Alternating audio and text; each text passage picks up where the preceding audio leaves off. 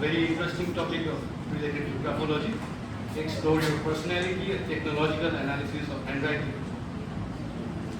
Before I hand over to the speaker to start the talk, let me very briefly give a brief introduction about the speaker. So we have our veteran faculty of computer application, Srimati Suparna Saha Vishwas, with us today as the speaker. She has been serving in our college as a faculty member since 2012. She completed her MCA from Maulana Abul Kalam Azad University of Technology and also cleared the West Bengal SET examination in 2018. After that, she enrolled for a PhD program in computer science from West Bengal State University in 2020 and is currently pursuing her PhD. So she has published many research papers in reputed and peer-reviewed journals. Presently, she is also working on several manuscripts under preparation. Her research interests include image processing, handwritten document analysis, and machine intelligence. Besides her research experience, she is also popular among the students for her very student-friendly nature and methods of teaching. So, without taking up much of your time, since we have been waiting for quite some time now, welcome ma'am, to deliver the lecture.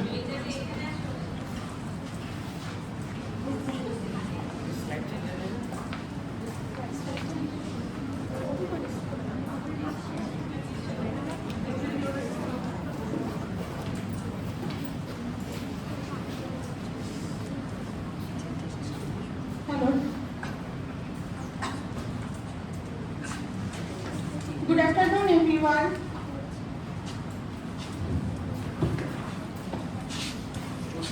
I express my gratitude to our respected principal madam, our respected colleagues, and our beloved students. Today, my topic is Explore Your Handwriting, a technical analysis on handwriting.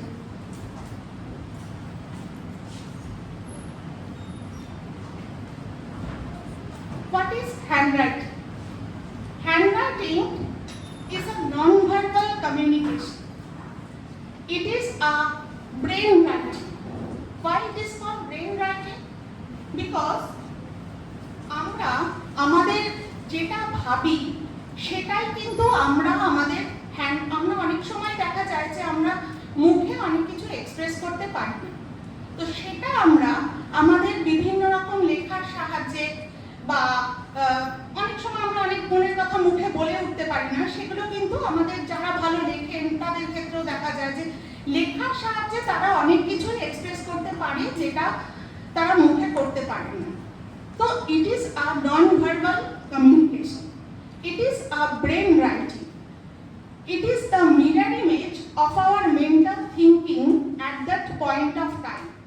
Mental thinking ওই পয়েন্টে আমাদের mental thinking কিরকম সেইটা আমাদের হ্যান্ডরাইটিংয়ে অনেকটা বোঝা যায়। যেমন দেখা যায় যে আমাদের কিছু কিছু স্টুডেন্টদের ক্ষেত্রে আমরা দেখে থাকি যে তারা কিছু স্টুডেন্ট আমরা দেখি যে ক্লাসে খুব সুন্দর লেখে, হ্যাঁ, কিন্তু পরীক্ষার খাতায় দেখা যায় যে তাদের লেখাগুলো ক্লাসে যতটা সুন্দর হ্যান্ডরাইটিং হয় পরীক্ষার খাতায় কিন্তু ততটা সুন্দর হ্যান্ডরাইটিং হয় না। কারণ কি? কারণ তখন তারা অনেক বেশি স্ট্রেসে থাকে। তো এই যে স্ট্রেস হলে আমাদের হয়তো লেখাটা একটু চেঞ্জ হয়। চেঞ্জটা কিরকম হয়? চেঞ্জটা হয়তো তার লেখাটা একটু বড় হয়ে যায়, স্পেসিংটা একটু হলেও বেড়ে যায়, সেরকম হয়। কিন্তু তার বেসিক যে প্যাটার্ন, লেখার যে প্যাটার্নটা, যেমন সে যেভাবে টি লেখে বা সে যেভাবে এফ লেখে বা সে বাংলায় যদি আমরা দেখি যেভাবে ক লেখে, সে দেখা যায় যে কয়ের লুপটা কখনোই সে বন্ধ করে না, মানে লুপটা একটু ওপেন লুপ। সে কিন্তু পরীক্ষার খাতাও সেই ওপেন লুপই করে, এমন নয় যে পরীক্ষার খাতায় তার লুপটা ক্লোজ হয়ে যায়। তার মানে কিন্তু এটাই যে হ্যান্ডরাইটিং আমাদের চেঞ্জ হয় টাইমের সাথে সাথে, একটু হলেও ডিফার করে, সেটা ঠিক কথা, বাট যে প্যাটার্ন, যে তার যে বেসিক প্যাটার্ন, সেটা কিন্তু আমাদের খুব একটা চেঞ্জ হয় না। So it is called the brain writing. Each and every person has unique handwritten signature which identifies his own identification, verification and authorization.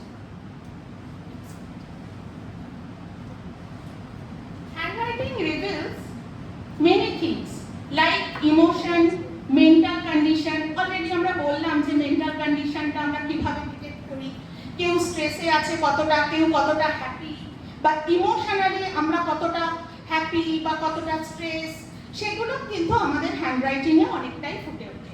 তাছাড়া আমরা আরও ডিটেক্ট করতে পারি তার ইন্টেলেকচুয়াল লেভেল, তার like dislike, strength and weakness and also personality. Strength and weakness এটা তো আমরা আজকাল জানি যে এটা আমাদের ভীষণ একটা ইম্পর্টেন্ট জিনিস আমাদের স্টুডেন্টদের ক্ষেত্রে, এবং আমাদের বাচ্চাদের ক্ষেত্রেও আমরা এই জিনিসটা দেখার চেষ্টা করি যে তার স্ট্রেংথ অ্যান্ড উইকনেস তার কোথায়, তার যে জায়গাটায়, এটা যদি আমরা আগে থেকে আইডেন্টিফাই করতে পারি বা খানিকটা যদি গেস করতে পারি যে তার এই দিকটায় গেলে তার ভালো হবে, তাহলে আমরা সেই দিকটা নিয়ে বেশি ফোকাসড হতে পারি, বা যে দিকটা তার উইক সেটা যদি কোনোভাবে জানতে পারি তাহলে আমরা সেই দিকটায় বেশি কনসেন্ট্রেট করতে পারি যে না ওই জায়গাটা একটু স্ট্রং করতে হবে। তো সেই স্ট্রেংথ অ্যান্ড উইকনেস আমরা এটা থেকে অনেকটা আইডেন্টিফাই করতে পারি। তাছাড়া আর কি পারি, পার্সোনালিটি তো পারি। What is handwriting analysis? Handwriting analysis is basically known as graphology. It is also a scientific method of understanding, evaluating, and identifying person's personality, such as honesty and loyalty. No two persons' handwriting are equals, just like fingerprints. যেরকম আমাদের fingerprints দুজনের আলাদা হয়, সেরকম দুটো পার্সনের হ্যান্ডরাইটিংও কখনো same হতে পারে। আমরা দেখতে পারি মানে অনেক সময় দেখা যায় যে তাছাড়া যে হ্যান্ডরাইটিং দিয়ে আমরা আমাদের বিভিন্ন ইন্ডিভিজুয়ালদের আইডেন্টিফাই করি। যেমন অনেক সময় আমরা যে চেক যখন আমরা ব্যাংকে দিই, অনেক সময় দেখা যায় যে চেকের লেখা মেলে না, মানে সাইন যেটা করেছিল, বিশেষ করে বয়স্ক লোকদের ক্ষেত্রে এটা মানে যথেষ্ট হয়। দেখা যায় যে তাদের প্রথমে যে সাইনটা তারা স্টোর ছিল আর অনেকটা এজ হয়ে যাওয়ার পরে যে সাইনটা তারা করেছে সেটার মধ্যে হাতটা মানে কেটে যায় দেখে একটুখানি ডিফার করে যায়, বা তারা এক্সটা তখন যখন লিখতো এখন একটু অন্যরকম লিখছে দেখে মানে ডিফার করে। তো সেক্ষেত্রে সেই জন্য তারা কিন্তু সেই অথরাইজেশনটা করার জন্য, ভেরিফিকেশনটা করার জন্য ব্যাংক থেকে কিন্তু আমাদের তখন একবার ইনফর্ম করে যে তোমার এক্সটা এরকম আগে এরকম লিখতে, আমার নিজের ক্ষেত্রেও হয়েছে, যাই হোক। তো সেটাই বলছি যে এই অথরাইজেশন অ্যান্ড ভেরিফিকেশন এটাও কিন্তু আমাদের হ্যান্ডরাইটিং এর একটা handwriting is each handwriting is a neurological brain pattern which produces a neuromuscular movement which is same for the person who has that personality trait. Means প্রত্যেকটা মানুষের হ্যান্ডরাইটিং একটা আমাদের ব্রেনের মধ্যে যেরকম চলে সেটা অনুযায়ী কিন্তু আমাদের এই নিউরোমাস্কুলার মুভমেন্ট, হাতের যে মুভমেন্ট সেটা কিন্তু আমাদের ব্রেন ডিটেক্ট করে। যেমন আমি যদি কখনো কোনো কয়ের লুপটা ফাঁকা লিখি, আর একজন পার্সন সেও দেখা গেল কয়ের লুপটা ফাঁকাই লেখে, তার মানে কি তার যে নিউরোমাস্কুলার মুভমেন্ট, তার যে নিউরোলজিক্যাল ব্রেন যেটা তাকে লেখাচ্ছে এবং আমার যে নিউরোমাস্কুলার মুভমেন্ট সেই দুটো কিন্তু সেম। তার মানে কি তার সাথে আমার হয়তো কোথাও না কোথাও কোনো ক্যারেক্টারে কোথাও মিল আছে। যেমন দেখা যায় যে মানে আমরা তো এবার শুধু কয়ের ওপর বা শুধু একটা ফিচার্সের ওপর ডিপেন্ড করে টোটাল পার্সোনালিটি বলি না, আমি জাস্ট এটা একটা এক্সাম্পল দিলাম যে নিউরোমাস্কুলার মুভমেন্টটা, নিউরোলজিক্যাল মুভমেন্টটা কি করে আমাদের নিউরোমাস্কুলার মুভমেন্টটাকে কন্ট্রোল করে। তো সেরকমই টি এর বার হয়তো আমি দিই মাঝখানে, কেউ একটু ওপরে দেয়, তার মানে যারা যারা টি এর বার ওপরে দেয় তাদের ক্যারেক্টারিস্টিক্সটা কিন্তু অনেকটা একরকমের হতে পারে। এবার এইগুলো আমরা পরে দেখছি আমাদের বিভিন্ন স্লাইডে আমরা দেখতে পাবো যে নট অনলি এগুলো, আমাদের প্রচুর ক্যারেক্টারিস্টিক্স আছে হ্যান্ডরাইটিং এর যেগুলো দিয়ে আমরা আমাদের পার্সোনালিটি ট্রেটগুলোকে আইডেন্টিফাই করতে পারি। এখানে আমরা কিছু ক্যারেক্টারিস্টিক্স নিয়ে আলোচনা করব, যেমন হচ্ছে গিয়ে shape of letter, space between word, space between lines, pressure of the paper, average letter size, baseline margin and so on. Next এইগুলো থেকে এইগুলো আমি একটু বেশি মানে কনসেন্ট্রেট করে করেছি। এটা যার জন্য অনেকেই আমাকে বলেছিলেন যে হ্যান্ড রাইটিং আমার কিরকম একটুখানি আইডেন্টিফাই করতে। তো এইটা দেখে, এটা আমাদের তো সবসময় আমরা গ্রাফোলজিস্টের কাছে যাওয়া হয়ে ওঠে না, তো এইটা আমি এই স্লাইডগুলো আমি এই কারণে একটুখানি একটু মানে ফোকাস করেছি, এই কারণে যে যাতে সবাই বুঝতে পারে তার লেখার টাইপটা দেখে তার করসপন্ডিং ক্যারেক্টারিস্টিক্সটা কিরকম। যেমন যদি কারোর লেখাটা ওপরের দিকে হয়, অনেক সময় দেখা যায় যে আমরা লিখতে লিখতে লেখাটা একটু ওপরের দিকে আপওয়ার্ড, হ্যাঁ মানে যে বেস লাইনটা তার থেকে আপওয়ার্ড, তো সেক্ষেত্রে তার ক্যারেক্টারিস্টিক্স কি হয়? জয়, এক্সাইটেড অ্যান্ড অপটিমিস্ট। যদি কারোর ডাউনওয়ার্ড হয় তো সেক্ষেত্রে হচ্ছে পেসিমিস্টিক অ্যান্ড ডিসকারেজ। আর কারোর যদি স্ট্রিক্ট হয় তাহলে সে হচ্ছে balanced, reliable and control to emotion. এটা হলো কি আমাদের বেস লাইনের উপর। আমাদের ওই যে বললাম যে একটা কোনো কিছুর উপর বেস করে কিন্তু আমাদের টোটাল পার্সোনালিটি হয় না। এবার কোনটার মাত্রা কতটা সেটার উপর বেস করে আমাদের বিভিন্ন রকম ক্যালকুলেশনের সাহায্যে কিন্তু পার্সোনালিটিটা হয়। এটা আমরা জাস্ট একটা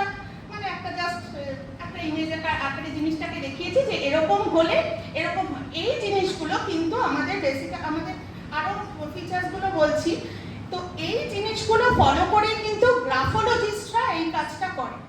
আমরা যারা কম্পিউটারের লোকজন তারা যদিও আমরা এই জিনিসটার উপর ভরসা করব, কিন্তু তারপরেও আমরা এই জিনিসটার উপরেও অনেক কিছু কাজে লাগাবো, মেশিন লার্নিং সব কিছু আমরা আস্তে আস্তে বলছি। তো আগে আমরা এই ফিচার্সগুলো একটু বলে নিই, তাতে সবাই একটুখানি আইডেন্টিফাই করতে পারবে তাদের নিজেদের পার্সোনালিটিটা কিরকম। নেক্সট, এটা হচ্ছে গিয়ে প্রেশার। হ্যাঁ, যাদের লাইট প্রেশার তারা কিরকম হয়, যেমন হচ্ছে ইনসিকিউর, ডাউট, ফিয়ার।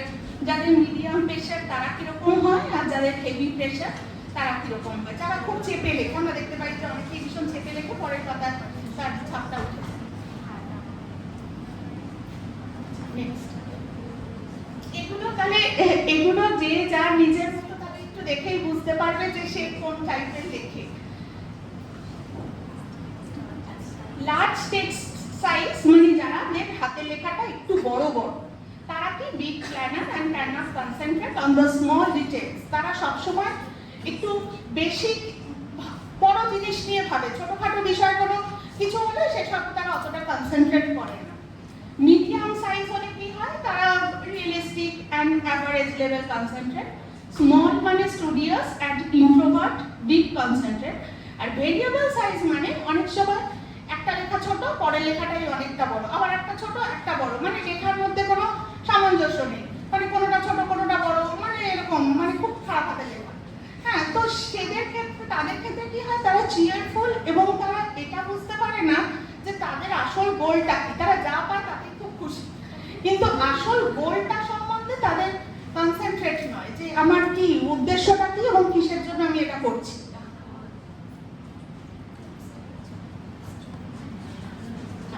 মার্জিন, আমরা দেখতে পাই মার্জিনের ব্যাপারটা, মার্জিন এক একজনের এক এক রকম হয়। কেউ কেউ দেখা যায় যে লেফটের মার্জিনটা কারণ কনস্ট্যান্ট, অথচ রাইটের মার্জিনটা এরকম দেখে যায়। হ্যাঁ, কারোর কাছেও দেখা যায় ইরেগুলার লেফট মার্জিন, মানে লেফটের মার্জিন গুলো যে পুরো সমান থাকে তাও না, এরকম বেঁকে বেঁকে যায়। কারোর কনস্ট্যান্ট রাইট মার্জিন, মানে এরকম প্রথমে একদম লেফট থেকে শুরু হলো, এরকম ধার দিয়ে দিয়ে দেখতে দেখতে গেল। তারপরে কারোর দেখা যায় যে এই যে আপার মার্জিন আর লোয়ার মার্জিন, আপার মার্জিনে কেউ কেউ ওটা লেস আপার মার্জিন হবে, পরে খেয়াল করেছি। লেস আপার মার্জিন মানে ওপরের লেখাটা ভীষণ, মানে ওপর থেকে লেখাটা শুরু করলো কিন্তু নিচে অনেকখানি জায়গা ছেড়ে দিল, মানে এটা কিন্তু সে নিজে ইচ্ছা করে ছাড়ে না, এটা তার নিউরোমাসকুলার ব্রেনই তাকে করায় যে ওটা তার নেচার একটা। তারপরে কেউ দেখা যায় যে লেস লোয়ার মার্জিন, লোয়ার মার্জিনটা একদম পেজের লাস্ট অবধি লেখে কিন্তু ওপরের দিকে অনেকটা ছেড়ে দিয়েছে। ঠিক আছে, তো এইগুলো কিন্তু এক একটা আমাদের, এগুলো থেকে আমরা তার করসপন্ডিং ফিচার্স গুলোকে একটু হলেও আইডেন্টিফাই করতে পারছি।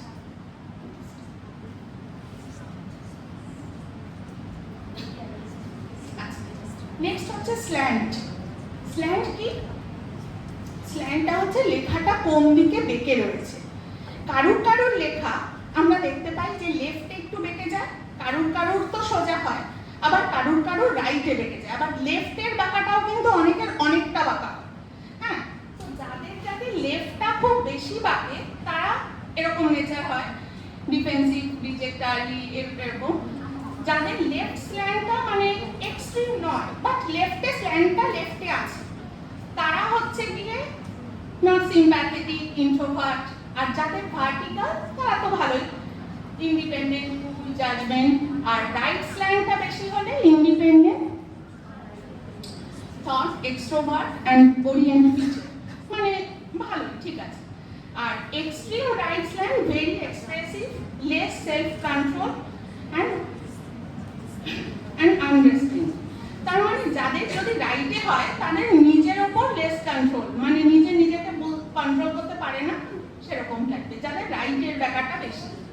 তো এটা হচ্ছে কি আমাদের স্ল্যান্টের ফিচার। যাদের লেখাটা কার কোন দিকে ব্যাকা সেটার উপর ডিপেন্ড করে, কিন্তু সেটা কতটা, এবার ব্যাকাটা সেটা কতটা মিডিয়াম না রাইট কিরকম। জেনারেলি আমাদের রাইটের স্ল্যান্ট খুব কমই হয়, লেফটের স্ল্যান্ট গুলোই বেশি হয়। রাইটে কি স্ল্যান্ট না, রাইটের স্ল্যান্টের কোনো বেশি কার্সিভ রাইট, রাইটের স্ল্যান্ট একটু বেশি। আচ্ছা, next, space between word. Space between word মানে এই যে ওয়ার্ডগুলোর মাঝখানে স্পেসিং। কেউ দেখা যায় অনেকটা স্পেসিং দেয়, কেউ ভীষণ ক্লামসি ভাবে দেখে, আবার কেউ স্পেসিংটা মিডিয়াম, যেটা মানে নর্মাল যেটা হয়। তাহলে তাদের ক্ষেত্রে কিরকম হয় ওয়াইড। আচ্ছা, স্লাইডগুলো সবাই ভালো করে দেখা যাচ্ছে তো? ওয়াইড স্পেসিং হলে কি হয়, independent, optimistic and deep breathing space. Even spacing হচ্ছে ability of good planner, caring and consistent. আর ন্যারো স্পেসিং হচ্ছে pessimistic, dependent and wish to be the other with others. ঠিক আছে, এটা হচ্ছে স্পেসিংটা। স্পেসিংটা কতটা আমি দিলে কিরকম হওয়া মানে হয় জেনারেলি। স্পিড, লেখার স্পিড কার কিরকম, কেউ খুব স্লো লেখে, কেউ ফাস্ট লেখে। ফাস্ট লেখে যারা হয়, তারা যারা স্লো লেখে অনেক সময় দেখা যায় যে তারা ফাস্ট লেখে, তারা হচ্ছে less communicative and smart nature, মানে সময় নষ্ট করে না, তাদের নিজের কাজটা কত তাড়াতাড়ি শেষ করবে সেটাই তাদের গোল থাকে। আর যারা স্লো লেখে তারা ভাবে যে ঠিক আছে একটু আস্তে আস্তে লিখি, পাশের জনেরটা দেখবো, পরে কিছু হ্যাঁ, আর লেজি আর ক্লামসি। নেক্সট, জোনটা যেটা হয়, জোন মানে হচ্ছে কি আমরা জেনারেলি যদি আমরা রুলের যে খাতাগুলো হয়, চাটা লাইন টানা যে কপিগুলো, সেগুলোর যে জোনটা সেটাকে আমরা বলি হচ্ছে মিডিল জোন। এবার মিডিল জোনের ওপরের পার্টটা হচ্ছে আপার জোন আর নিচের পার্টটা হচ্ছে লোয়ার জোন। তো আমরা দেখি জেনারেলি ইংলিশের ক্ষেত্রে বিশেষ করে দেখা যায় যে আমরা আইটা এরকম ভাবে জেনারেলি লিখি। তারপরে এফটা অনেকে আবার এরকম না লিখে ওখানে লুপ করে না, এমনি এরকম একটা জাস্ট কার্ভ মতো করে।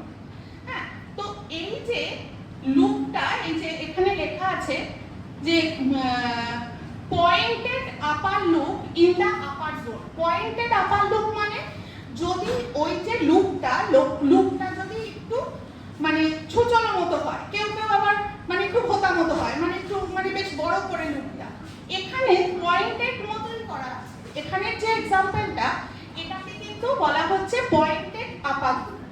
আবার কেউ পয়েন্টেড না করে জিনিসটাকে একটু রাউন্ড মতো করে। হ্যাঁ, তো রাউন্ডের ক্ষেত্রে কিন্তু সেটা নয়।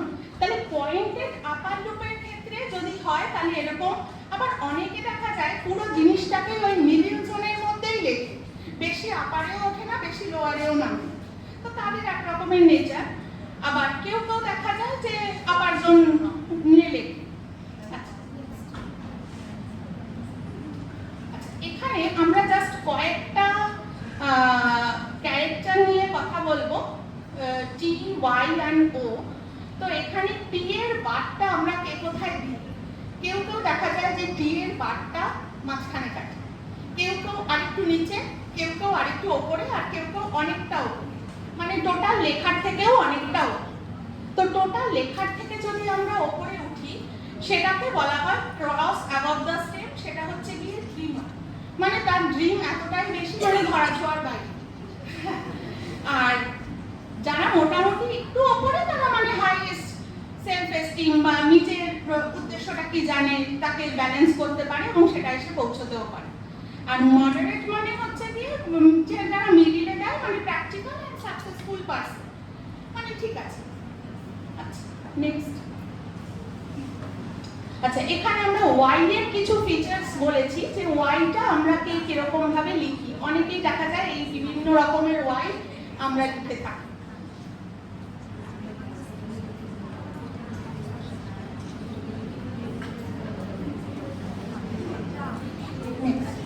আচ্ছা এখানে আমরা ও এর কিছু দিয়েছি।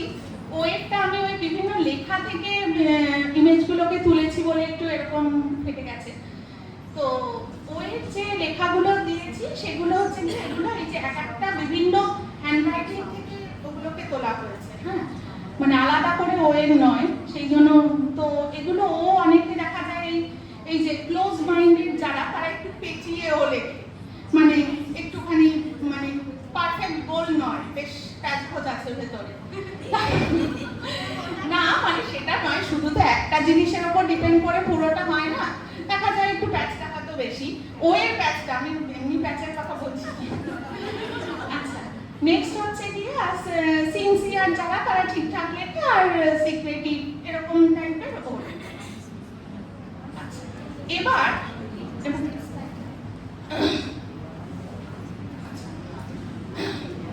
এটা জাস্ট আমরা এটা অলরেডি একটু বলেছি, আর একটুখানি বলছি যে এই যে হ্যান্ডরাইটিং অ্যানালিসিস, এই কাজটা তো আমরা গ্রাফোলজিস্ট, হ্যাঁ, এতদিন এত বছর ধরে এই কাজটা গ্রাফোলজিস্টরা করে এসেছে।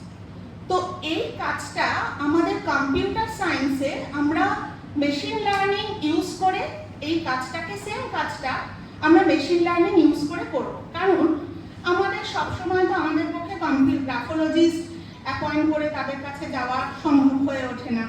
তার ফলে কি হয় যে বা কস্ট দুটোই আছে, সময় কস্ট দুটোই আমাদের পক্ষে খুব ইম্পর্টেন্ট, তো সেটা আমাদের হয়ে ওঠে না।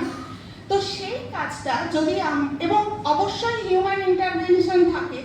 আমরা মেশিন লার্নিং এ করলে হিউম্যান এরার, বায়াসনেস এগুলোকে আমরা অনেকটাকে রেকটিফাই করতে পারি, এবং মানুষের চোখ যখন পড়ে অর্থাৎ কোনো না কোনো মানে ইয়ে তো হবে, মানে কোনো বায়াস বা আবার সিক্রেটের ব্যাপারও আছে। আমরা সবসময় চাই না যে আমরা কিরকম ধরনের সেটা অন্য কেউ জানি। তো সেক্ষেত্রে আমরা যদি এই ব্যাপারটাকে আমরা আমাদের কম্পিউটারের সাহায্যে করতে পারি using machine learning and deep learning, তো সেই কাজটা আমাদের অনেক বেশি, মানে এটা অনেকেই এটাকে অ্যাডপ্ট করতে পারে। যেমন এখানে আমরা বলেছি যে এডুকেশন ফিল্ড, এই জিনিসটাকে যদি আমরা এটাকে অ্যাজ এ টুল হিসাবে তৈরি করি, এডুকেশনের যে কোনো ইনস্টিটিউশন এটাকে নিতে পারবে। কেরিয়ার কাউন্সিলিং, আমরা তো এখন কেরিয়ার কাউন্সিলিং নিয়ে সবাই খুব সচেতন, যে আমাদের স্টুডেন্টরা এবং আমাদের ছেলেমেয়েরা কোন দিকে যেতে চায়। তো সেই জিনিসটা যদি আমরা নিজেরা একটুখানি প্রেডিক্ট করতে পারি, হ্যাঁ অবশ্যই কেরিয়ার কাউন্সিলরের কাছে যাব, কিন্তু এটা একটা শর্টকাট ওয়ে, যে তাড়াতাড়ি জিনিসটা জানলাম, এবার ঠিক আছে যাচ্ছি, 1 মাস পরে যাচ্ছি, মানে ব্যাপারটা এরকম যে ঠিক আছে আমরা তো জানলাম যে ওর এই দিকটা ইন্টারেস্টটা বেশি, বা ওর পার্সোনালিটিটা যেটা সেটা এই ফিল্ডের সাথে যাবে। যেমন সাপোজ আমি বলছি যে রিক্রুটমেন্টের ক্ষেত্রে যেটা হয়, যেমন একটা কোম্পানির কোনো এইচআর রিক্রুট করছে, দেখা গেল সে মার্কেটিং এর জন্য কোনো ছেলে মেয়েদের রিক্রুট করছে, মানে এমপ্লয়ীদের রিক্রুট করছে, কিন্তু একজন দেখা গেল যে সে ভীষণ ইন্ট্রোভার্ট টাইপের, তো সে তো তাহলে মার্কেটিং ফিল্ডটা একদমই এলিজিবল না। তো সেক্ষেত্রে এই যে আমরা যে গ্রাফোলজি উইথ এআই নিয়ে যে কথাটা বলছি, তো এটাকে যদি সে এইচআর অ্যাজ এ টুল হিসাবে নেয়, সেক্ষেত্রে কিন্তু কোম্পানিরও উপকার। কারণ কোম্পানি কি উপকার, তাকে 3 মাসের স্যালারি গুনে তারপর বুঝতে হচ্ছে না যে সে ইন্ট্রোভার্ট, সে প্রথম থেকে বুঝে যাচ্ছে যে সে ইন্ট্রোভার্ট, অর্থাৎ তাকে সে ওই জবের জন্য সে এলিজিবল না, তাকে সে নেবে না। একই রকম ভাবে অন্যান্য ক্ষেত্রেও আমরা এটাকে, তাছাড়া ক্রিমিনোলজি এগুলো তো আছে, child development, health care and emotion. Emotion for social welfare কি আমরা যদি দেখতে পাই যে আমাদের স্টুডেন্টদের ক্ষেত্রেও যে অনেকে অনেক বেশি ডিপ্রেসড হয়ে যায়, 1 বছর পড়ার পরে মনে হয় যে না আমি ডিপ্রেসড, আমার এটা হচ্ছে না। তো সেই জিনিসগুলো এবং তার থেকে তারা কিন্তু অনেক রকম গুরুত্বপূর্ণ ডিসিশন নেয়। তো সেইগুলো যদি আমরা আগে থেকে সেগুলোকে বুঝতে পারি, তাহলে আমরা সেটাকে কিন্তু অনেকটাই ওভারকাম করতে পারি। যে এই জিনিসটাকে আমরা ওভারকাম করতে পারি, তাকে সাইকিয়াট্রিস্টের কাছে পাঠাতে পারি, বিভিন্ন রকম কাউন্সিলিং করাতে পারি, যে না বা তার কি হয়েছে আমরা নিজেরাই অ্যাজ এ টিচার বা প্যারেন্টসদের সাথে তাদের কথা বলতে পারি। তো এগুলো করলে কিন্তু আমরা অনেক রকমভাবে বিভিন্ন রকম গুরুত্বপূর্ণ যে প্রবলেমগুলো আমাদের সোসাইটির, যে প্রবলেমগুলো সুইসাইড, এইগুলো মানে সোশ্যাল প্রবলেমগুলো, এগুলো কিন্তু আমরা অনেকটা রিকভার করতে পারি যদি আমরা এটাকে অ্যাজ এ টুল হিসেবে ইউজ করি বিভিন্ন জায়গায়। এখানে আমরা একটা আর্কিটেকচার জাস্ট ড্র করেছি। আমি বেশি টেকনিক্যাল বিষয়ে অতটা যাচ্ছি না, কিন্তু আর্কিটেকচারটা দিয়ে আমি একটুখানি হালকাভাবে জিনিসটাকে বোঝাচ্ছি যে আমরা এই যে এতক্ষণ ধরে যে কাজটা বললাম, সেই কাজটা আমরা কিভাবে আমাদের মেশিনের সাহায্যে করছি। কিভাবে করছি? ফার্স্টে আমরা সাপোজ 300 লোকের হ্যান্ডরাইটিং কালেক্ট করেছি। হ্যাঁ, সেই 300 লোকের হ্যান্ডরাইটিংকে আমরা ফার্স্টে সেটাকে ডিজিটাইজ করেছি। ডিজিটাইজ করার পর সেখান থেকে আমরা যে ফিচার্সগুলো নিয়ে এতক্ষণ আলোচনা করলাম, সেই ফিচার্সগুলোকে এক্সট্র্যাক্ট করেছি। ফিচার অ্যানালিসিস করে বিভিন্ন রকমের প্রোগ্রামিং ল্যাঙ্গুয়েজের সাহায্যে আমরা সেই ফিচার্সগুলোকে এক্সট্র্যাক্ট করেছি। ইমেজ প্রসেসিং, পাইথন, অনেক রকম বিভিন্ন ল্যাঙ্গুয়েজের সাহায্যে আমরা সেই ফিচারগুলোকে এক্সট্র্যাক্ট করেছি এবং সেই ফিচার্সগুলোকে এক্সট্র্যাক্ট করার পর সেটাকে স্ট্যান্ডার্ডাইজ করেছি।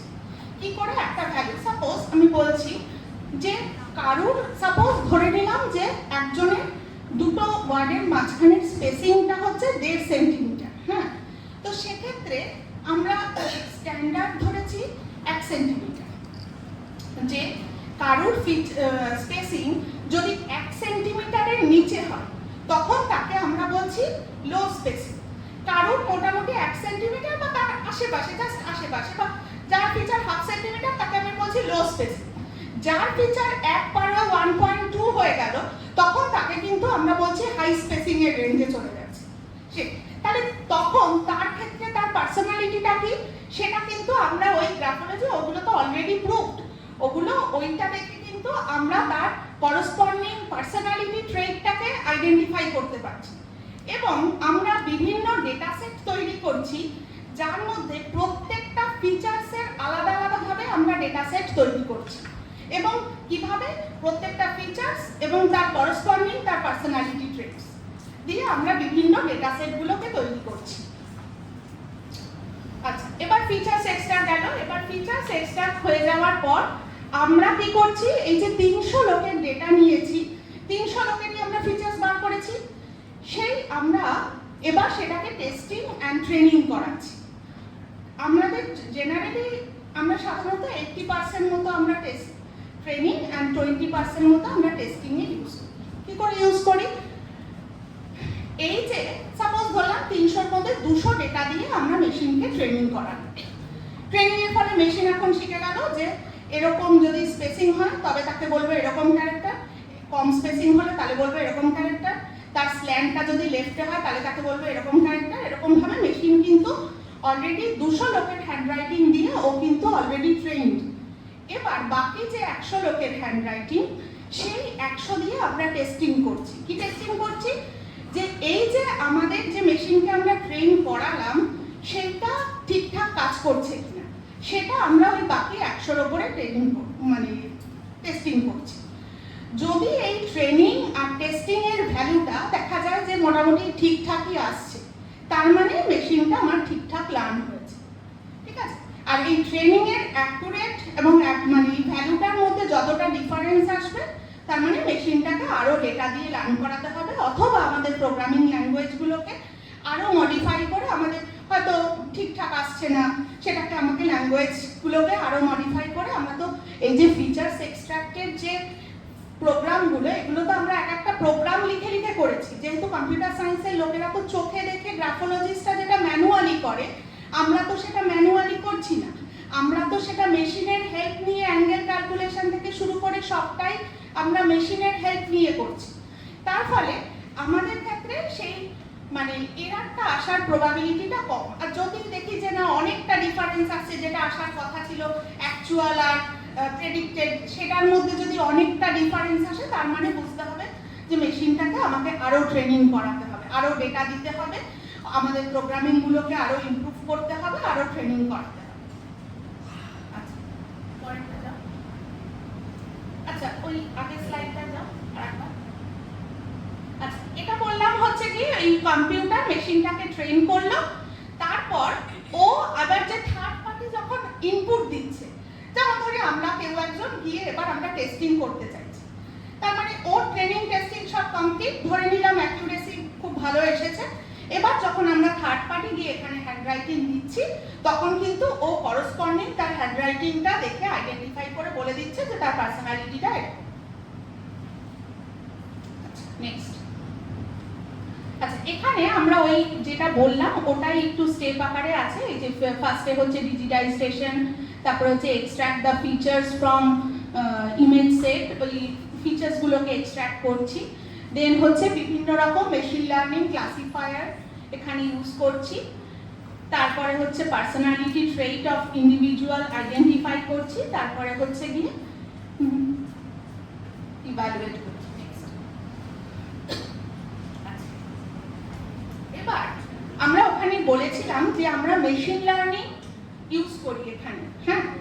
তাহলে একটুখানি বলছি যে এই আমরা এখন সবাই যদিও জানি যে মেশিন লার্নিং কিভাবে কাজ করে, জাস্ট আমি একটুখানি এখানে একটু বলছি যে মেশিন লার্নিংটা আমাদের এখানে কিভাবে আমরা কাজ করাচ্ছি। মেশিন লার্নিংটা basically a part of artificial intelligence. যেমন সাপোজ মেশিন লার্নিং জিনিসটা কি? মেশিন লার্নিং সাপোজ যদি আমরা ধরি কোনো ওয়েবসাইটে ফার্স্টে লগ ইন করেছি, Amazon, Myntra, big basket, whatever log in করেছি।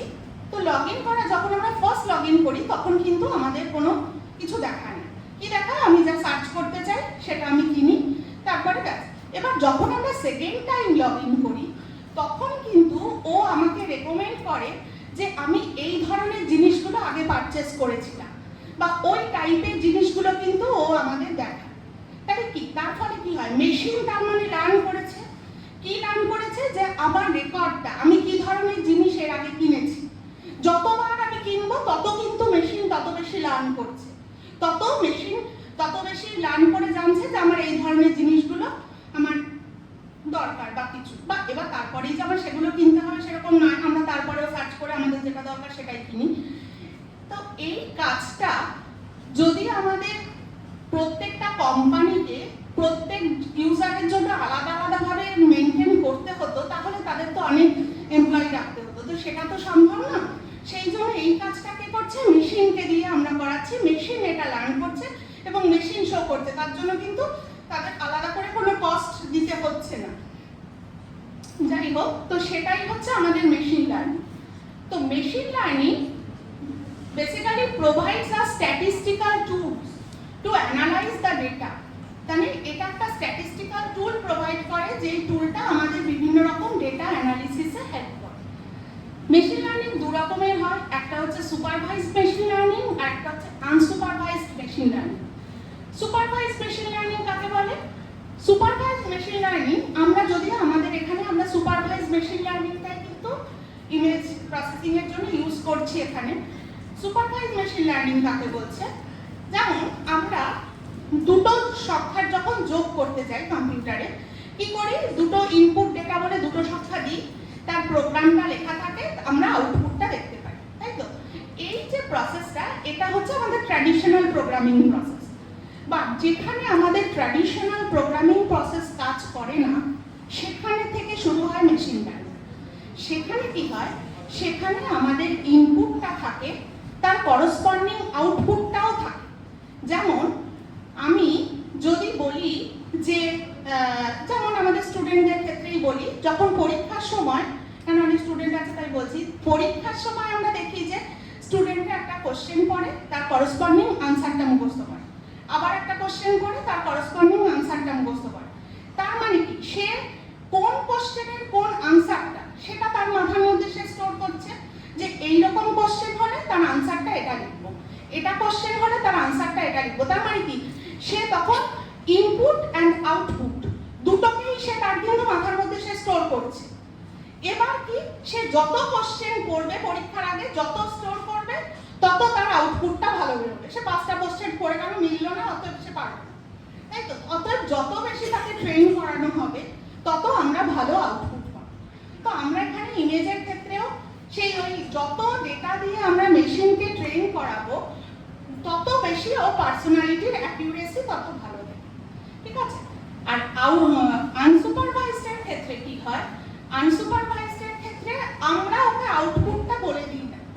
ও কি করে, বিভিন্ন ইনপুটের ফিচার্স গুলোর উপর ডিপেন্ড করে ও আউটপুটটাকে ঠিক করে নেয়। যেমন সাপোজ বলছি যে আমরা এক ঝুড়ি ফল নিয়েছি, ফলের মধ্যে ধরুন আপেল আছে, কলা আছে, আম আছে।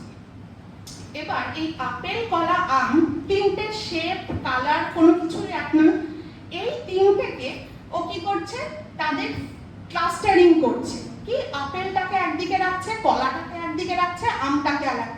তাহলে এই যে আনসুপারভাইজড লার্নিং এর ক্ষেত্রে কিন্তু আমরা ক্লাস্টারিং করছি, সেখানে আমরা আউটপুটটা দিয়ে দিচ্ছি না, আমরা মেশিনকে বলে দিচ্ছি না যে এটা আপেল, এটা কলা, এটা আম।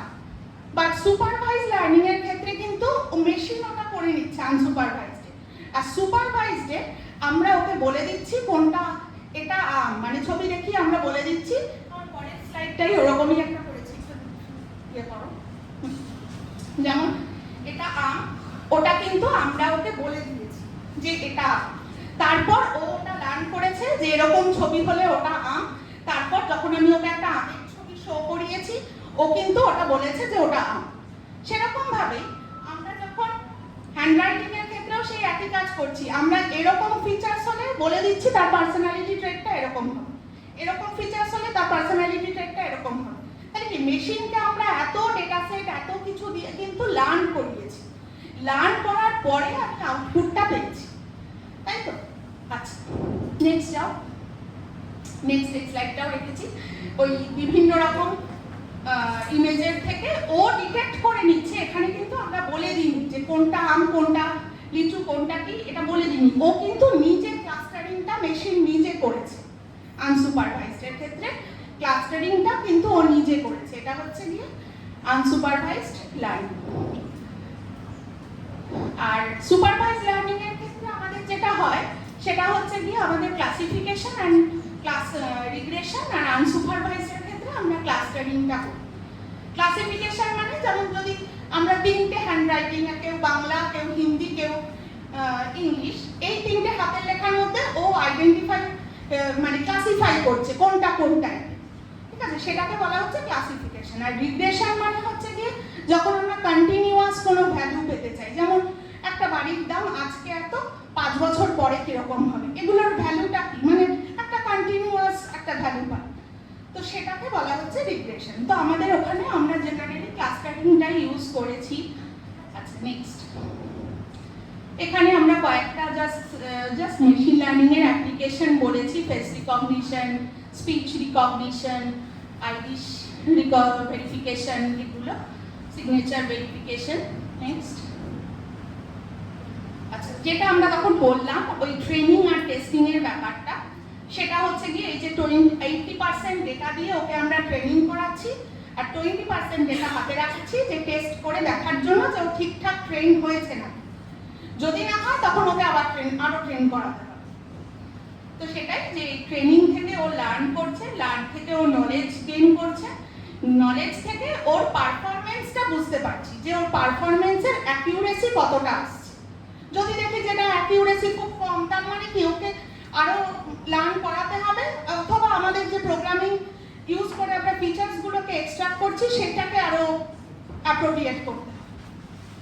নেক্সট, আচ্ছা, নেক্সট হচ্ছে কি, এটা আমরা একটা একটা এরকম আমাদের টুলগুলো জেনারেলি দেখতে এরকম হয়, সেটা হচ্ছে গিয়ে এরকম হ্যান্ডরাইটিং লেখাটা আমরা এরকম এখানে দিয়ে দিই।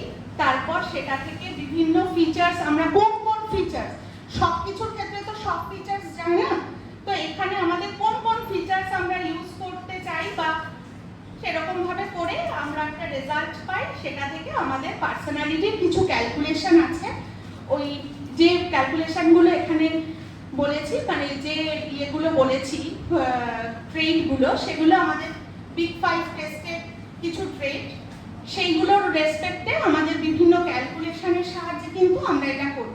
যেমন মার্জিন বা স্পেসিং, এগুলো থেকে আমাদের বিভিন্ন যে ডেটা পাই, সেই ডেটাগুলোর ওপরে বিভিন্ন ক্যালকুলেশন পারফর্ম করে আমরা এই পার্সোনালিটি ট্রেডগুলোকে আইডেন্টিফাই করতে পারি। Next, thank you.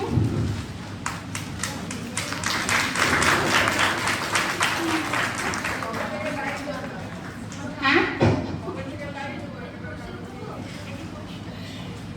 অ্যাকচুয়ালি আমরা তো কাজ করছি, এখন দেখা যাক, মানে ইচ্ছে আছে গতকালকের মধ্যে শেষ করা যায়। রিসার্চ টপিক মানে আমারটা আরেকটু ভাস্ট, মানে আমি এটা ওভারঅল বললাম। তো আমার টপিকটা মানে পার্টিকুলার একটা ল্যাঙ্গুয়েজ, তো এটা ভালো করে সেটা করা যায়। আমরা শেষ করি না। আচ্ছা, আমাদের এবার প্রশ্ন উত্তর পর্ব, যদি কারো কিছু প্রশ্ন থাকে।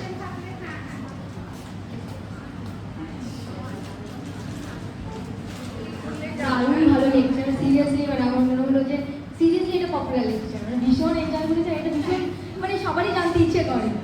আচ্ছা, আমার একটা কোশ্চেন আছে, সেটা হচ্ছে লেফট হ্যান্ডেড আর রাইট হ্যান্ডেডের মধ্যে কি কোনো ডিফারেন্স আছে? কেউ হয়তো লেফট হ্যান্ডে লেখে, কেউ হয়তো রাইট হ্যান্ডে লেখে, তো সেক্ষেত্রে কোনো ডিফারেন্স আছে?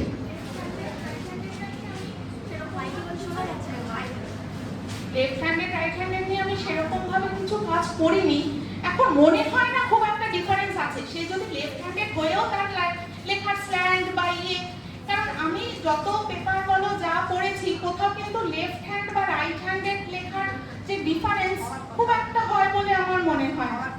হ্যাঁ, হওয়ার কথা না, প্যাটার্নটা রিকগনাইজ করছি, এখানে তার প্যাটার্নটা রিকগনাইজ করছি, বুঝেছো?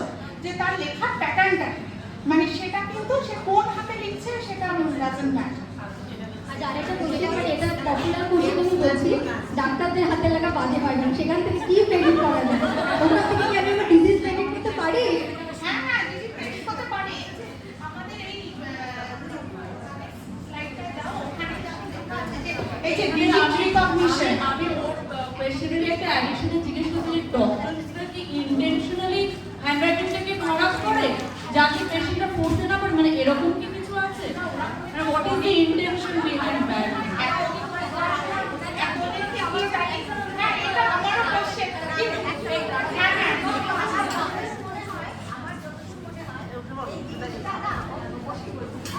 হ্যাঁ, আমার ধারণা আমি যতটা খারাপ করে ডাক্তাররা লিখছে, ইদানিং কিন্তু কম আমার মনে হয় এখন অনেক বেশি কমার্শিয়ালাইজ হয়ে গেছে, মানে পেশেন্টগুলো অনেক বেশি কনভিন্স করার জন্য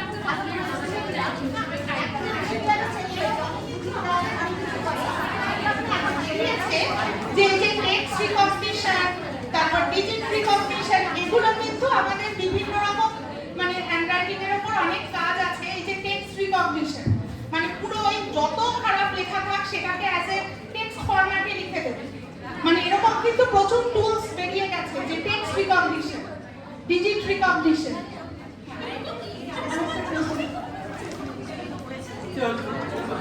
আচ্ছা, এই হ্যান্ডরাইটিংটাকে চেঞ্জ করে পার্সেন্টেজ চেঞ্জ করা যায়? মানে কোনো স্টুডেন্ট হ্যান্ডরাইটিং এমন লেখা গেল, হ্যাঁ, সে খুব ডিপ্রেস বা কোনো সুইসাইডাল অ্যাটেম্প আছে এরকম বোঝা যাচ্ছে, সেটা করে কি তার পার্সোনালিটি চেঞ্জ করা যায়? তার হ্যান্ডরাইটিংটা চেঞ্জ করা যায়? চেঞ্জ করবে কি করে সে? এখন যদি সে ইন্টেনশনালি, সে মানে সেই জন্য না এগুলো সবসময় রানিং হ্যান্ড লেখা নিতে হয়, মানে তাকে বলতে হবে না যে তোমার এর জন্যই আমি নিচ্ছি, মানে তাকে জাস্ট বলা হলো যে ঠিক আছে তুমি এইটা দেখে দেখে এখানে একটু লেখো তো 5 মিনিটের, তোমার যা যেভাবে যেভাবে ইচ্ছে, তুমি স্পেসিফিক যেখানে ইচ্ছে দাও, তুমি যা ইচ্ছে করো, কিন্তু তুমি এই জাস্ট এই প্যারাগ্রাফটা জাস্ট একটু লিখে দাও। মানে এটা যদি তাকে ইন্টেনশনালি, তখন হয়তো সে একদম সুন্দর করে ধরে ধরে লিখলো, তো ওইটা দিয়ে কিন্তু ঠিকঠাক ডিটেক্ট হবে না। একদম রানিং হ্যান্ড লেখা যেটা, সেটা দিয়ে কিন্তু এই কাজটা করাটা বেটার। আচ্ছা, আরেকটা কথা, বাচ্চাদের ক্ষেত্রে কোন বয়স থেকে হ্যান্ডরাইটিং অ্যানালাইসিস করে? যখন তাদের হ্যান্ডরাইটিংটা একটু স্টেবল হচ্ছে, মানে 7-8 বছরের আগে তো হয় না, মানে তার আগেও দেখা গেল লিখলো কম, দাগালো বেশি, তো সেটাই 7-8 বছর তো মিনিমাম। কারো কিছু জিজ্ঞাসা? আচ্ছা, আমার একটা জিজ্ঞাসা আছে, কিন্তু ম্যাডাম হয়তো খুব বোকা বোকা করছে প্রশ্নটা। এটা দিয়ে কি সত্যি সত্যি বোঝা যায়? হ্যাঁ, আমার একটা অভিজ্ঞতা বলছি, মানে দাদাগিরি তো আপনারা সবাই দেখেন, সৌরভ গাঙ্গুলির যে দাদাগিরি, সৌরভ যারা ওই প্রতিযোগী আসে, একজন ভদ্রমহিলা বললেন যে আমি হস্তরেখা বিশারদ আর কি, তাকে সত্যজিৎ রায়ের এই যে সিগনেচার সেটাকে দিয়ে সৌরভ গাঙ্গুলি জিজ্ঞেস করেছিলেন এটা কার হ্যান্ডেল লেখা, মানে এই ভদ্রলোক কিনা, উনি বলেছেন যিনি হ্যান্ড রাইটিং বিশারদ আর কি বলছিলেন নিজেকে, তিনি বললেন ইনি প্রচন্ড ডিপ্রেশনে ভুগতেন, আরো যেগুলো যেগুলো বললেন যেগুলো সত্যজিৎ রায়ের সঙ্গে কোনটাই ম্যাচ খায়। এটা বলতে পারে যে সেই ভদ্রমহিলা হয়তো নিজে প্র্যাকটিক্যালি জানেন না। এতে কি এটা কি সত্যি সত্যি বিচার করা যায়? হ্যাঁ, কারণ এটা নিয়ে যখন রিসার্চ হচ্ছে, রিসার্চ তো মানে আমি একা নয়, মানে রিসার্চ তো অনেক বছর ধরে হ্যান্ডরাইটিং এর উপর তো অনেক রিসার্চ। হ্যাঁ, তো নিশ্চয়ই এটা মানে অ্যাপ্রোপ্রিয়েট হয়েছে বলেই মানে এটা নিয়ে লোকে এগোচ্ছে, তাই না? মানে একটা দুটো তো টপিক নয়, মানে আমি তো একা নই, মানে প্রচুর, আমি তো মানে অনেক শেষে, মানে প্রচুর লোকজন তো এই নিয়ে নিশ্চয়ই মানে এটা এলিজিবল, ঠিকঠাক রেজাল্ট আসা তো উচিত। প্লাস এই যে টেক্সট রিকগনিশন, এগুলো সবই তো হ্যান্ডরাইটিং এর উপর, বা এই যে মানে সবকিছুই আমাদের হ্যান্ডরাইটিং এর উপর, তো এই যে টেক্সট রিকগনিশন, টেক্সট রিকগনিশন, বিভিন্ন রকম বাজে বাজে হ্যান্ডরাইটিং, সেগুলোকে কিভাবে উদ্ধার করা হচ্ছে, বা অনেক পুরোনো দিনের লেখা ফেখাগুলোকে অনেক সময় করা হয় যে লেখাটা কি ছিল বোঝা যাচ্ছে না, তো সেগুলো তো এই প্যাটার্নগুলো থেকেই রিকগনাইজ করা। কারো প্রশ্ন কিন্তু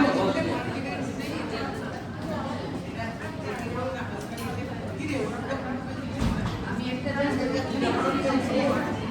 সুবর্ণা, যে অনেক সময় না দেখা যায় একই লোক তার হাতের লেখা ভীষণ ডিফারেন্স, তুমি যেটা বলছো পরীক্ষার হলে আর ক্লাসরুমে সেরকম না, মানে দেখে বোঝা যাবে না যে ওই লোকেরই এই হাতে লেখাটা ছিল, ওই হাতে লেখার এই না, তারা হয়তো সেক্ষেত্রে ওই মানে না, এটা হয়তো সেরকম প্র্যাকটিস করেছে, মানে ওই যে আমাদের বিভিন্ন রকম টোনে কথা বলতে পারে, যেরকম হয় না যে ওর গলা নকল করতে পারে, সেরকম এখন তো সব ফ্রড করার জন্য তো এসব তো মানে হয়েই থাকে, যে সে হয়তো ওটাই তার কাজ, যে এই লোকের মানে লেখা নকল করা, মানে এই লেখাটা নকল করে দিলে মানে তোমার কাজ। একটা ন্যাচারাল আর একটা ন্যাচারাল নয় না, ন্যাচারালটা জেনারেলি আমরা সাধারণত একই রকম লিখি। হ্যাঁ, ওটা নিশ্চয়ই তার মানে অন্য কোনো উদ্দেশ্য সে প্র্যাকটিস করেছে। যেমন ওই যে এখন আমরা বিভিন্ন রকম গানের অনুষ্ঠানে দেখি সে এক লোক দু রকমের গলা করে গান করছে, তার মানে কি সে দুটো গলাতেই কিন্তু প্র্যাকটিস করেছে, মানে এমন না যে সে একটা গলাতেই প্র্যাকটিস করে অথচ সে দুটো গলাই খুব ভালো করে করে, সে কিন্তু দুটো গলায় খুব ভালো করে প্র্যাকটিস করে মানে স্টেজে এসেছে। হ্যাঁ, হ্যাঁ, এবার আমি তখন লিখছি, হ্যাঁ, হ্যাঁ, কোনো কারণে চিকিৎসা করে হোক যে করে হোক আমি স্ট্রেস ব্যাপারটা কাটিয়ে উঠলাম হুম, এবং আমার হোপ হুম, হুম। তখন কি চেঞ্জ চেঞ্জ, হ্যাঁ, তখন কিন্তু একটু চেঞ্জ হবে, মানে তখন কিন্তু আমার পার্সোনালিটিটা একটু হলেও চেঞ্জ হবে, মানে তখন ওটাকে কিন্তু আমার আইডেন্টিফাই করতে পারবো যে আমার মেন্টাল কন্ডিশনটাকে আমি আইডেন্টিফাই করতে পারবো, কতটা স্ট্রেস বা আদৌ স্ট্রেস না রিল্যাক্স মোডে, হ্যাঁ, সো মানে ওটা কিন্তু মোটামুটি আইডেন্টিফাই করতে পারবো। বলছি কি কোনো একটা লেখা থেকে হ্যান্ডরাইটিং কি বোঝা যায় যে এই মেল হতে পারে, ফিমেল হতে পারে? হ্যাঁ, মেল ফিমেলও বোঝা যায়, মানে আমার টপিকে সেটা আমি নিয়ে করছি না, বাট অনেকেই করেছে, মেল ফিমেলও কিন্তু বোঝা যায়, মেল আইডেন্টিফিকেশন ফিমেল আইডেন্টিফিকেশন করা যায়।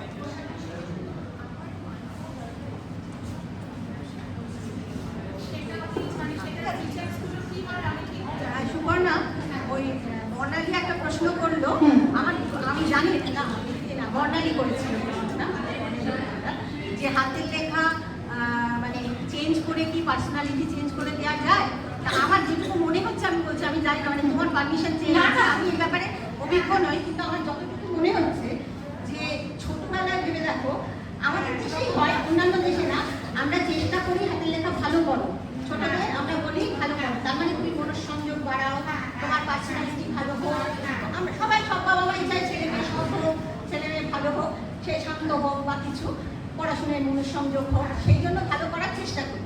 তারপরে তার যেটা দাঁড়িয়ে যায় সেটা দাঁড়িয়ে যায়, তার কিন্তু প্রথমে আমরা চেষ্টা করে থাকি, তার মানে কি ওটা করা যায়, কিন্তু বড় হয়ে গেলে আর সেটা সম্ভব নয়। কিন্তু বিদেশে হ্যান্ডরাইটিং এর উপরে কোনো জোর দেয় না, কারণ কি তারা ছেড়ে যায়, আমি প্রথম থেকে তোমার পার্সোনালিটি তোমার মতন না, আমার অন্তত তোমার পার্সোনালিটি এটা মনে হতে তাই করি।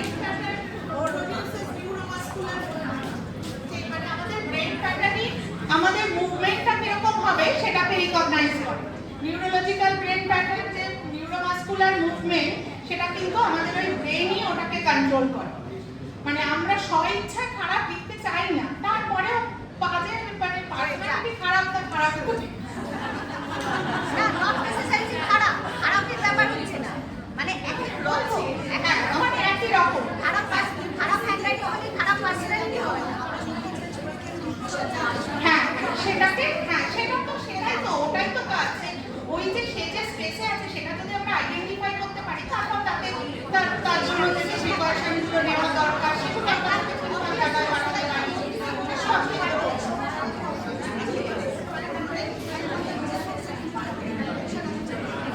আপনার একটা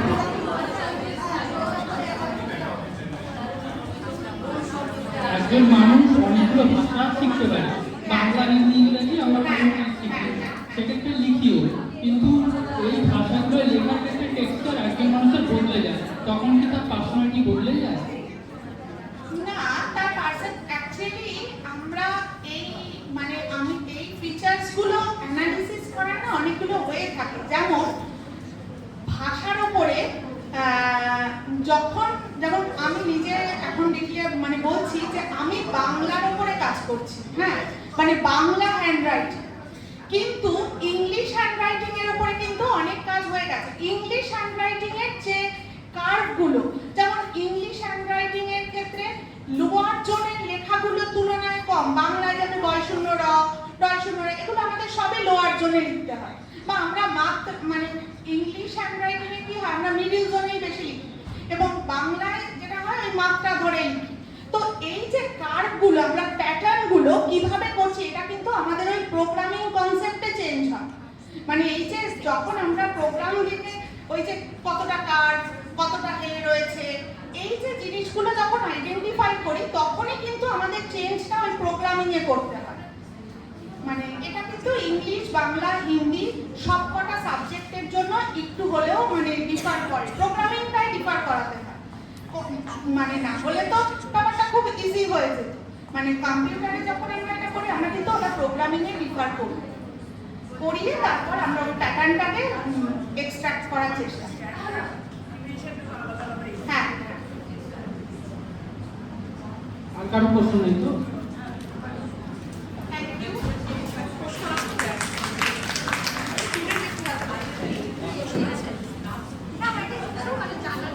একটু জানাচ্ছেন, একটু না, আমি এমনি নিজের গল্পেই বলছি।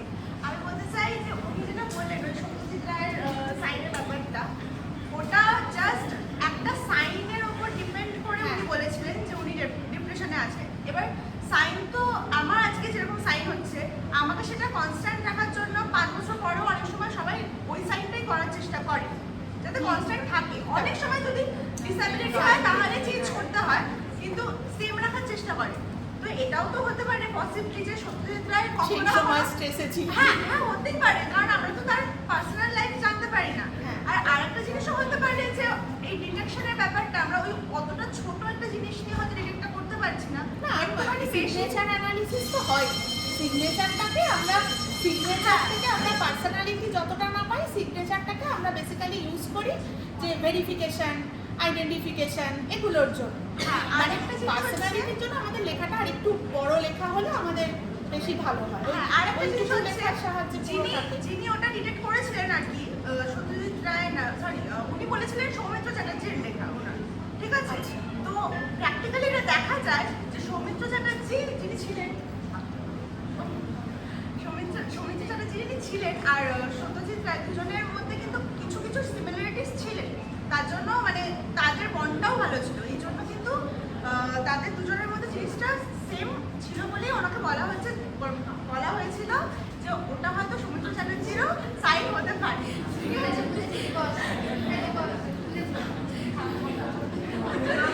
ঠিক আছে, খুব ভালো লাগছে যে তোমরা জিনিসগুলো হ্যাঁ, মানে এটা তো ভুল হতে পারে। কম ছিল। আর সেটা সবারই আছে সেই। আর আজ থেকে অনেক বছর আগে এই জিনিসটা হয়েছিল, তো maybe এত বছর পরে জিনিসটা আরো আপডেটেড হয়েছে। তখন তো মানে আমরা তো তখন ওই গ্রাফোলজিস্টদের কাছ থেকে হয়তো করতাম, তখন আমাদের এই প্যাটার্ন রিকগনিশনের কনসেপ্টটা অতটা ছিল না। সেটাকে আরো accurately তখন করতে মেশিন পারলাম। লার্নিং বা প্যাটার্ন রিকগনিশন কিছুই ছিল না, মানে ছিল মানে অতটা এইসব নিয়ে তো কাজ সেরকম হতো না, বাট এখন ওটাকে আরো অ্যাকিউরেট করা হ্যাঁ, মানে আমি বলতে চাইছি ওটা হয়তো ভুল ছিল না, হয়তো ভুল ছিল, আপনি যেটা ভুল বলেছিলেন মানে ওখানেও জিনিসটা এরকমই দাঁড়িয়েছিল যে হয়তো ভুল ছিল না, কারণ উনি তো এমনি জিনিসটা বলে ফেলেছেন। একটা সাইজ দেখে পুরোপুরি আইডেন্টিফাই করাটা যেটা হিউম্যান মানুষ যে ভুলটা করেছিল সেটা মেশিন নাও করতে পারে। মেশিন যখন অ্যাকিউরেট অ্যানালিসিস আর জিনিসটা হচ্ছে সেই আমি কাজ হয়েছে, আমরা এই যে গ্রাফোলজিস্টদের কাজটা সেই জন্যই আমরা চেষ্টা করছি যাতে হিউম্যান ইন্টারভেনশন কম আচ্ছা, হয়। ওটার উপর অনেক কাজ হয়েছে, এত বছরে তো আরো কাজ হয়েছে ওটার উপরে। সেটা নাও।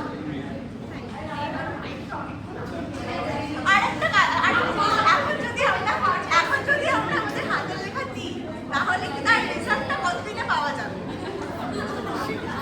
আমার কাজ শেষ হলে পাওয়া যাবে। আচ্ছা, আচ্ছা, এখন আমার ধন্যবাদ দেওয়ার পালা।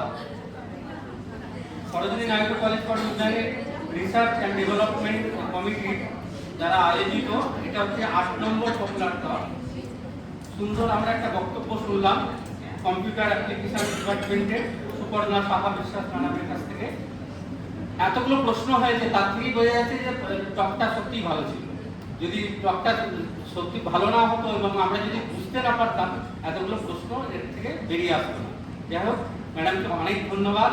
তিনি আমাদের মতো একদম অজ্ঞ এই বিষয়ে, আমরা সবাই মানে বেশিরভাগ এখানে যারা আছে তারা অজ্ঞ, তাদেরকে কিছুটা অন্তত উনি এই পথের দিকে চলে এগিয়ে যাওয়ার জন্য উৎসাহিত করতে পারলেন। তার জন্য ম্যাডামকে অনেক ধন্যবাদ এবং ম্যাডামের এই বক্তব্য, এবং আমরা অধীর আগ্রহে অপেক্ষা করছি ম্যাডামের রিসার্চটা যবে পূর্ণ হবে, তখন আমরা হয়তো আরো ভালো জিনিস ম্যাডামের কাছ থেকে শুনতে